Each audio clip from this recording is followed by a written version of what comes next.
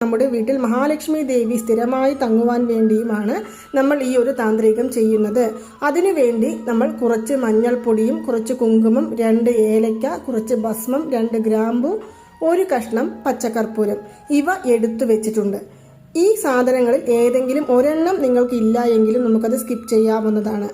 ഇത് നമ്മൾ ഒരു പാത്രത്തിൽ, അതായത് കലശപാത്രത്തിൽ, പാത്രം വെള്ളമെടുത്ത് അതിൽ നമുക്ക് ഈ സാധനങ്ങളെല്ലാം തന്നെ ഇടാവുന്നതാണ്. ഞാൻ ഈ വീഡിയോയിൽ ഒരു കാര്യം വിട്ടുപോയി. ഒരു കൈപ്പിടി അളവിന് അല്ലെങ്കിൽ ഒരു സ്പൂൺ അളവിന് അല്ലെങ്കിൽ ഒരു കുറച്ച് നുള്ള് നമുക്ക് കല്ലുപ്പും ഇതിൽ ഇടാവുന്നതാണ്.